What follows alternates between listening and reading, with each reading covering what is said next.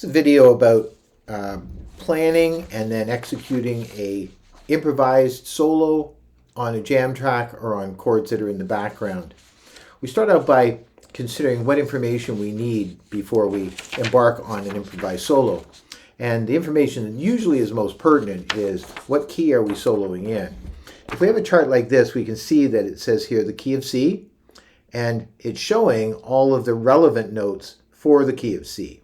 So if we think of this as being the first string, that thin one at the bottom, it shows that we can play the open, we can play the first fret, third fret, fifth fret, seventh fret, eighth fret, 10th fret, and 12th fret.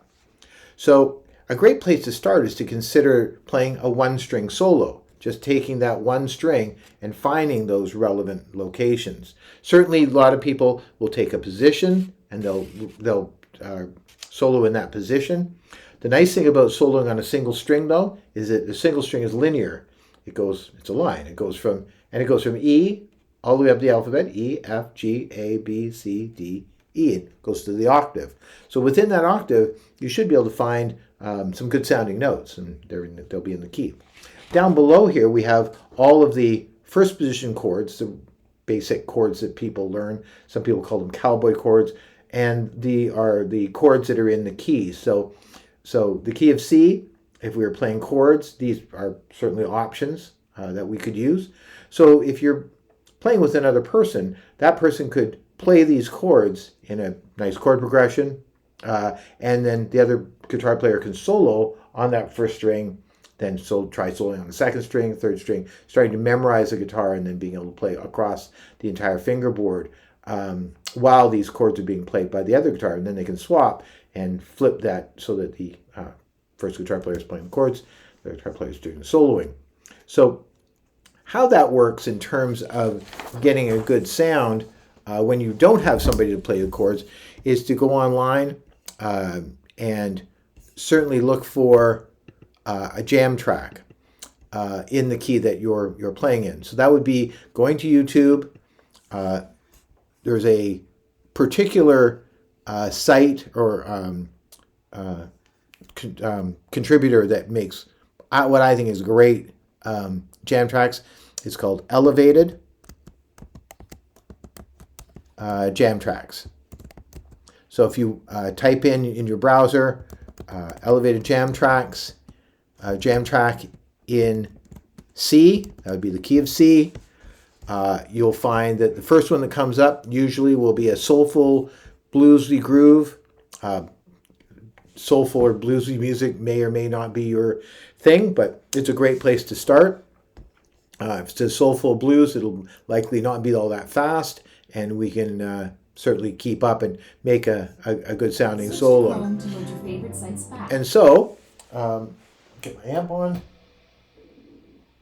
Okay, and we're just waiting for the track to come up, and I am going to walk through what those notes are and then how to work our way through them. So, track is on. Okay. So anywhere on that first string, I can get started. There's an A, little vibrato on it, and then all I'm going to do is radiate out from this fifth fret of this first string.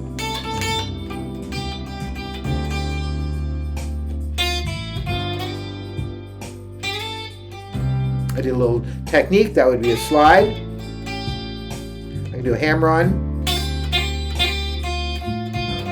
or a few, and then I can do another technique like a pull-off.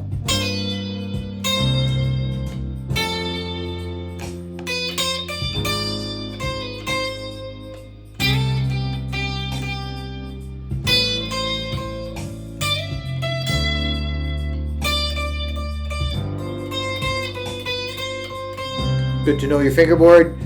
Likelihood of you playing a wrong note gets reduced quite extraordinarily.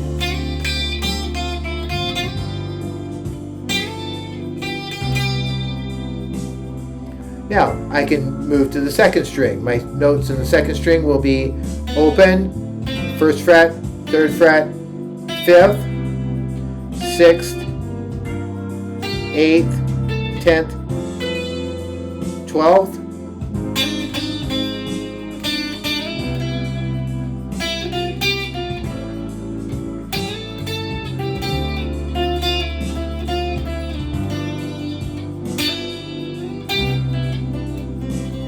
I can now combine the two strings that I now know.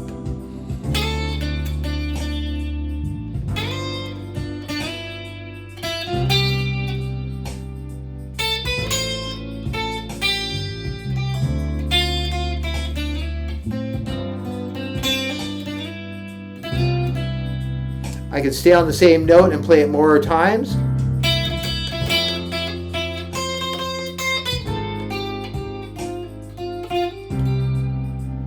Stay on a note and hold it.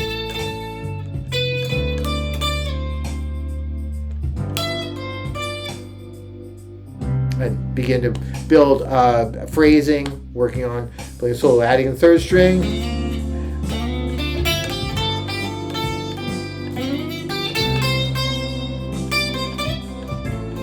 And begin to build all kinds of technique into it as well.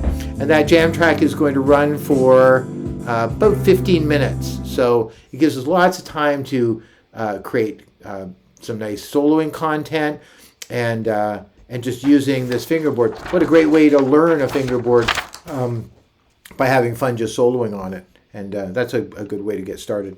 Okay.